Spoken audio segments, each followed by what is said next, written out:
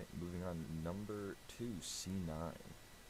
So, what we've heard, C9 is kind of weird. So, Perks is gone. Everyone knows that. Perks is gone. Everyone thinks he's going to Vitality, and that is quite possible that it is quite possible that he is going to Vitality.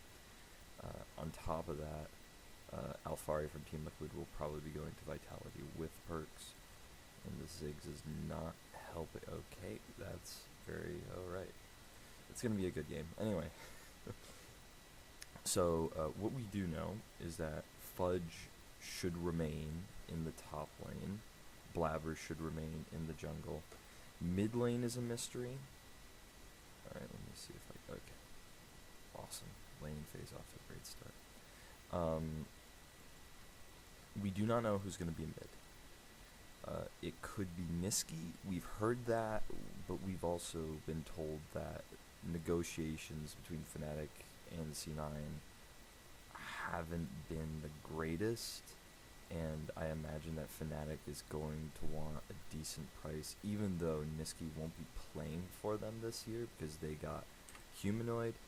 It's quite possible that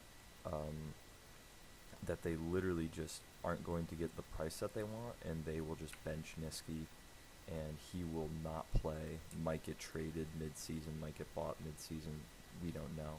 I know that Niski came out on his Twitch earlier this week and said something to that extent, that there is no guarantee that he plays, and he could be teamless heading into the spring split, which is quite unfortunate and really surprising for someone who played so well in LEC this year, someone who also played quite well at Worlds. I felt, they were put in a really tough situation and he still performed, but C9's still technically on the market for him. Would be interesting to see them get him back and get him back into the LCS.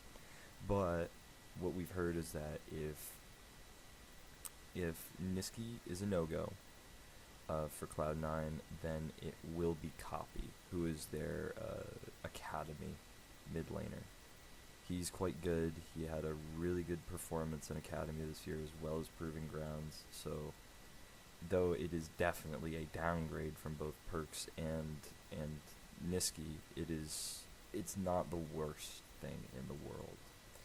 Sven, we know, is coming back. It didn't look like he would be at the beginning of the offseason, but now we know that he is.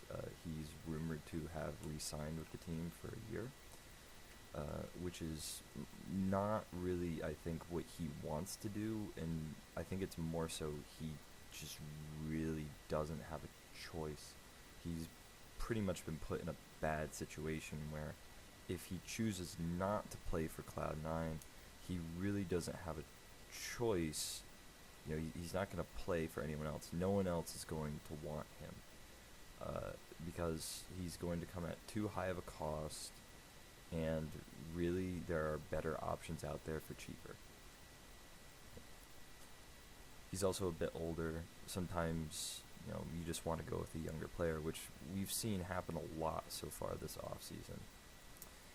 And then at the support position, Vulcan is gone, which to me is a surprise as well, because I thought Vulcan was playing quite well. Hang on. Alright, he's dead. Very nice. I thought Vulcan played quite well, so I was very surprised that they're going to let him go, and they're going to roll with Isles. It looks like it doesn't look like they have anyone else lined up. They're really just going to go for the academy here, just the academy move up here. I believe Mithy is staying, as is Reignover. So, other than the changes in the mid and the changes in support, Cloud9 will be the same.